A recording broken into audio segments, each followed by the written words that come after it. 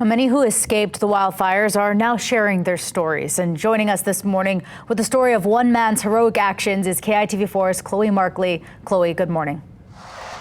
Yes, good morning, Leah. Well, if it weren't for Benny Reinicke, some people may not have survived the wildfires. He tells me those moments were some of the scariest of his life, but his focus was on making sure others made it out alive.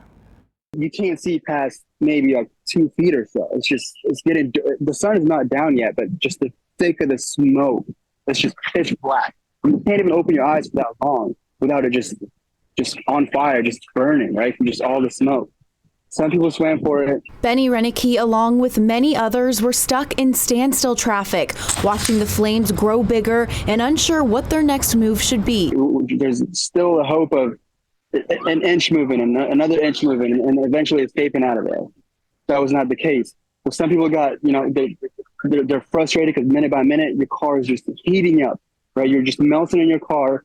The wind is so strong. You can see the devastating images showing the damage left to his and many other people's cars. But for many, their belongings were the last thing on their minds. Making it out alive was first. Just cars are blowing up left and right, and it's just getting worse by the minute. I mean, it's getting hotter and hotter. Reinicke is what many would refer to as a hero. During times of turmoil and unimaginable fear, he remained calm and ready to help anyone he could. Reinicke was left with 2 options. I could have just bolted. I could have technically swam on my own, but there's no way I could just leave a person like that, not knowing what was going to happen with them, right? Reinicke noticed an 88-year-old woman and daughter struggling and decided to help guide them to the water to escape the flames.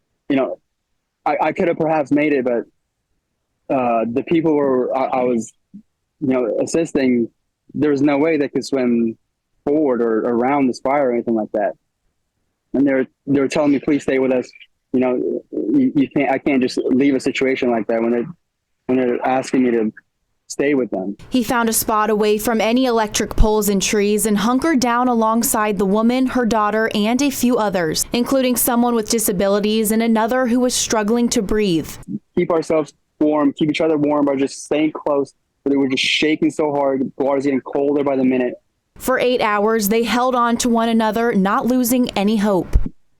Chaotic, worst hours of my life right there. But, it's just the people that I found there, we just became a team. We're all trying to keep it positive.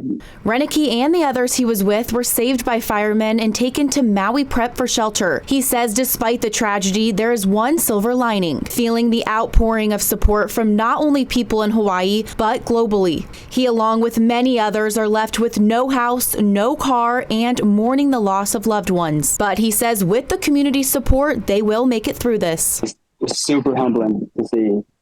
I mean, I will be, I don't know what, really, if I'm not getting the support I am with friends or people that are going to the other side, out of their way, trying to get supplies to make sure that we're okay, at least for today. It just proves that, there's more love in this world than anything else, Reinicke encourages you to donate what you can. He says your donations will have a huge impact on those who have lost everything. Leah, back to you.